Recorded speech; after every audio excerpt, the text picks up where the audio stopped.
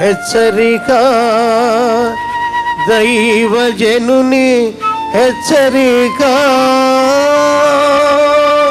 మీకు వాక్యం గుండెల్లో ఉందా, బైబిల్లో ఉందా? బైబిల్లో ఉండి కాబట్టి గుండెల్లో నింపుకోమంటున్నాను. ఏంటండి? దేవుని వాక్యం గుండెల్లో నింపుకోవాలి. ఎందుకంటే దినములు చెడ్డవి, భయంకరమైన దినాల్లో ఉన్నాం. వాక్యం చదువుదామన్నా దొరకని పరిస్థితులు, విందామన్నా వినలేని పరిస్థితులు, బైబిల్ కొనుక్కుందామన్నా దొరకని పరిస్థితులు రాబోతున్నాయి. అది ఏ రోజో దేవుడు ముందుగానే చెప్పాడు. ఆమోసు గ్రంథం 8వ అధ్యాయం 11వ వచనంలో ఏం చెప్పాడు చూడండి.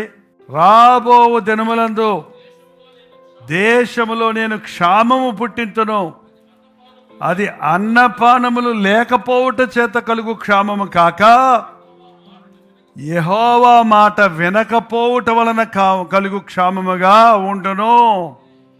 రాబో దినాలలో, అంచె దినాలలో క్షేమము కాదు క్షామము. తెలుగొచ్చా? క్షేమము పుట్టిస్తున్నాను లేదు, క్షామం అంటే కరువు. ఏం కరువు? తిండి కరువు కాదు, తిండి కరువు కూడా వచ్చేసింది ఎప్పుడో. ఏంటి రోజులు? కరువులు, మోసాలు, అన్యాయాలు, దౌర్జన్యం పెరిగిపోతుంది. వీటన్నిటితో పాటు ఇవన్నీ పెరిగినా మనం ఏమైనా కంట్రోల్ చేసుకోవచ్చు, కానీ మనుషుడు రొట్టె వలన మాత్రం కాదు, దేవుని నోటి నుండి వచ్చు మాట వలన బతుకుతాడు. దేవుని మాట దొరక్కపోతే ఏమవుద్దండి? క్షామము. కాబట్టి జనులు యెహోవా మాట వెతుకుటకు ఈ సముద్రము నుండి ఆ సముద్రమునకును, ఉత్తర దిక్కు నుండి తూర్పు దిక్కు వరకు సంచరించుదురు కానీ అది వారికి దొరకలేదు. ఇంటి ముందు చర్చి ఉన్నా కూడా ఎక్కడో ఉన్న చర్చికి ఎందుకు వెళ్తారండి?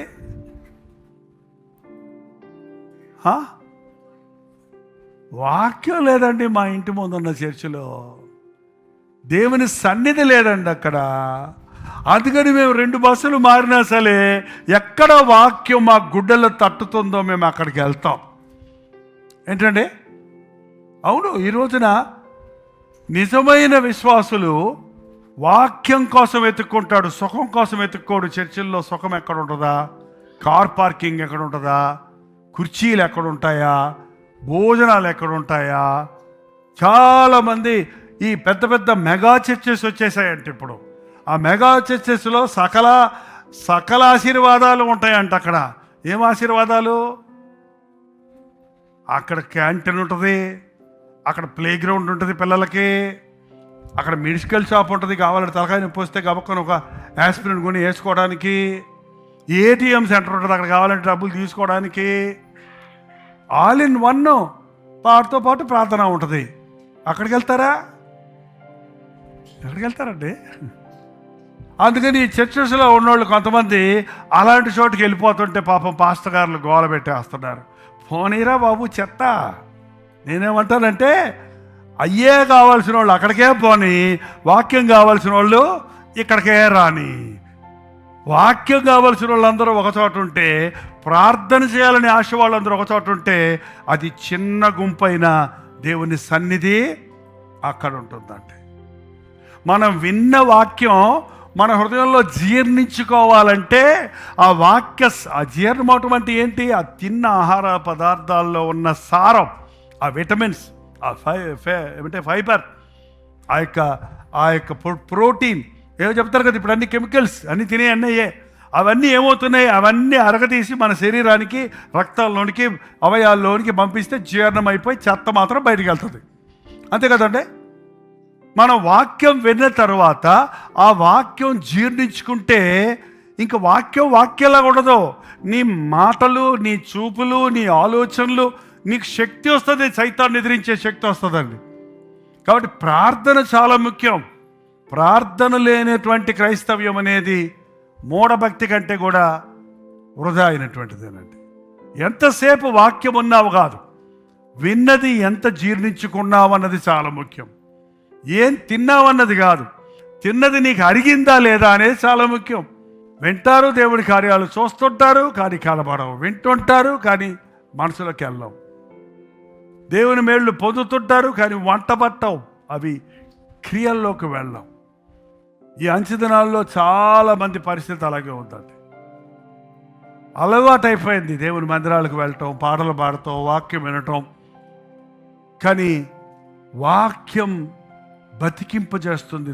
119వ కీర్తన గాని మీరు చదివితే వాక్యం యొక్క విలువలను అనేక విధాలుగా వివరించాడు భక్తుడైన దావీదు. కానీ ఎవ్వరు తీసివేయలేని దీవెన నీలో ఉన్న ధననిధిని దేవుని మాట. ఆయన మాట పొక్కిషం లాంటిది. ఆ మాట మనల్ని బతికిస్తుంది. ఆయన మాట మనకి విశ్వాసాన్ని కలుగు చేస్తుంది. ఆయన రాజ్యం కొరకు సిద్ధపరుస్తుంది. ప్రార్థన. వాక్యము దొరకని సమయాలు రాబోతున్నవని, వాక్యము కొరకైన కరువు రాబోతుందని నీ లేఖనాలలో మేము చదువుతున్నప్పుడు నాయన, ఆ దినములు ఇప్పుడు మేము చూస్తూనే ఉన్నామయ్యా. మా గుండెలను తాకే వాట మాకు దొరకటం లేదయ్యా. మా స్థితిని మాకు బయటపెట్టే వాక్యం మాకు దొరకటం లేదయ్యా. అయ్యా, మాకున్న అవకాశాలు దుర్వినియోగపరుచుకోక మా చేతికి ఇచ్చిన బైబిల్ను చదివి ధ్యానించడానికి, ఆ వాక్యాన్ని మా హృదయంలో భద్రపరుచుకోవడానికి సహాయం ఇచ్చేయ్యా. దినమంతా నీ సన్నిధిలో వాక్యం వినాలనే ఆశ, దివారాత్రములు నీ ధర్మశాస్త్రమును ధ్యానించాలనే ఆశ ఈ అంచె దినాల్లో మాకు కలుగు చేయ్యా. కన్నీటి ప్రార్థన మాకు దయచేయ్యా. దేవా, ఎన్నెన్నో చేస్తున్నాం, పనులు చేస్తున్నాం నీ కొరకు, కానీ ప్రార్థన చేయలేకపోతున్నామే నాయన. నీ పని చేశామని సంబరపడక, అన్నిటికంటే ముఖ్యంగా కన్నీటి ప్రార్థన మా పనికి ఫలితం ఇస్తుందని, మా పనిని ఫలింపజేస్తుందని, మా కన్నీరు నీ కవిలలో రాసి ఉంచుకొని నీ బుడ్డిలో దాచి ఉంచి మాకు ప్రతిఫలం ఇస్తామని నమ్ముటకు సహాయం చేయి. గుండె నిండా వాక్యం దయచేయ్యా. మోకాళ్ళ ప్రార్థన మాకు నేర్పించయ్యా. ఆత్మల కొరకు భారం దయచేయ్యా. నీ వాక్యం వినేవాడు ఎవ్వడూ మిగల్చబడిపోకుండా, విడిచిపెట్టి పెట్టపోకుండా, మా కన్నులు కొవ్విపోకుండా, మా హృదయం కొవ్విపోకుండా, మా చెవులు మందమవ్వకుండా, నిన్ను చూసే కన్నులు, గురి ఎత్తుకు పరిగెత్తే మనసు, నీ మాట విని వణికే వారిగా ఉండటకు మాకు సహాయం చేయించమని యేసు క్రీస్తు నామములో అడుగుచున్నాను తండ్రి. మన తండ్రి అయిన దేవుని యొక్క ప్రేమయు, కుమారుడైన క్రీస్తు యొక్క కృపయు, ఆదరణకర్త అయిన పరిశుద్ధాత్మ యొక్క సహవాసం కూడి వచ్చిన మనందరికీ ఇప్పుడును సదాకాలమును తోడై ఉండను గాక. ఆమేన్, ఆమేన్, ఆమేన్. ప్రతిధ్వని కల్వరి ప్రతిధ్వని